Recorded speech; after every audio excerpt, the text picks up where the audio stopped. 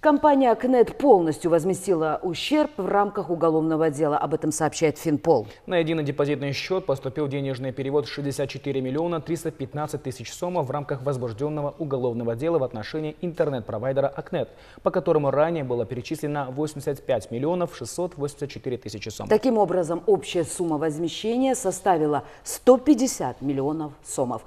Больше расскажет Алтынбек Талантбеков.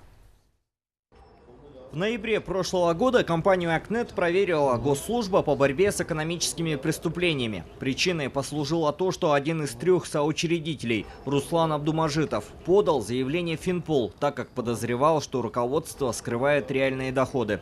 После проведенных проверок ГСБЭП на основании документов его подозрения подтвердились, и АКНЕТ обязался выплатить в бюджет 150 миллионов сомов. Произведен очередной денежный перевод на единый депозитный счет в размере более 64 миллионов сомов в рамках возбужденного уголовного дела в отношении интернет-провайдера ОСО АКНЕТ, ранее по которому было перечислено более 85 миллионов сомов. На сегодня АКНЕТ полностью погасил долги перед государством. Получить комментарии по этому поводу у руководства интернет-провайдера, к сожалению, нам не удалось. Если хотят, то пусть дают. Если не хотят, то мы не принуждаем, ничего такого. Значит, нет. Сказали нет. Ну, руководства нету и все. Больше у меня там Заместитель никого нет? никого вообще, в данный момент нет. Интернет-провайдер и ранее был замешан в резонансных делах. Напомним, что КТРК выкупил права на трансляцию чемпионата мира по футболу, который прошел летом 2018 года в России.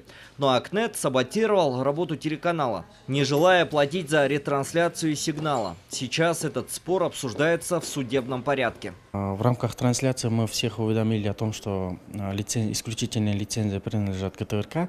И для того, чтобы показать в кабельных сетях, интернет-порталах, нужно было получить согласие КТРК. Ну, в частности, телекабельные каналы, в частности АКНЕТ, они отказались, они показывали своих систем телевещания своим абонентам. Получается, они транслировали незаконный показ чемпионата мира. И в рамках этого был подан исковое заявление в Межрайонный суд города Бишкек.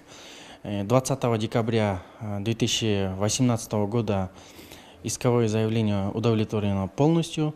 Сегодня рассматривается апелляционная жалоба ОСО АКНЕТ, и дело назначено 21 февраля текущего года.